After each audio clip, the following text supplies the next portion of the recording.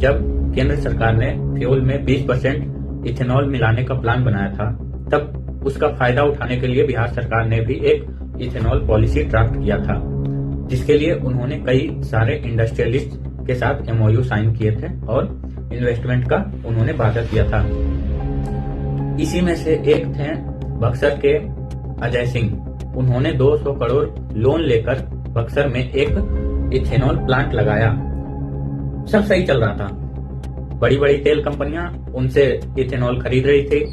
500 से ज्यादा लोगों को रोजगार मिला हुआ था उसमें। किसानों की भी जो मक्के थे वो उसमें प्रोसेसिंग के लिए खरीदी जा रही थी, जिससे किसानों का भी भला हो रहा था। लेकिन पिछले कुछ महीनों से ऑर्डर्स आधे कर दिए गए। अब इसका रीजन कुछ भी हो सकता है, अभी कुछ बताया नहीं जा रहा। इसका परिणाम ये हुआ है कि वो प्लांट महीने के 15 दिन यानी आधे महीने बंद रखने पड़ रहे हैं, जिससे वहां जिन्हें भी रोजगार मिला हुआ था वो सब आधे महीने के लिए बेरोजगार उन्हें बैठना पड़ रहा है। किसानों की भी आमदनी कम हो गई है।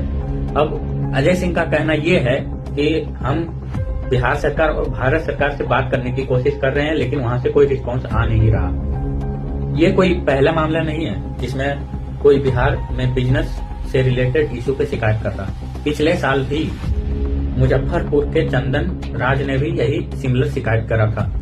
मुजफ्फरपुर के चंदन राज मुजफ्फरपुर में एक सेमीकंडक्टर फैब्रिकेशन का कोई प्लांट लगाया था।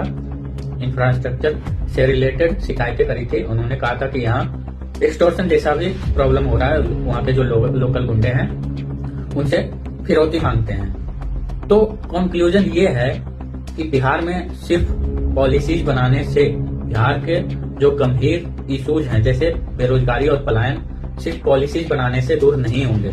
हमारे बिहार के बिजनेसमैन को उन्हें कंटिन्यूअस सपोर्ट देना होगा, तभी बिहार में एक बिजनेस इन्वायरमेंट बनेगा और जो बाहर के बिजनेसमैन हैं वो बिहार में आके इन्वेस्ट करेंगे। नहीं तो फिर बिहार का हाल ऐसा ही बना रहेगा। अगर आप बिहार से हो तो इस वीडियो को लाइक कीजिए और शेयर कीजिए, ताकि यह वीडियो बिहार सरकार के उन ब्यूरोक्रेट्स तक पहुंच पाए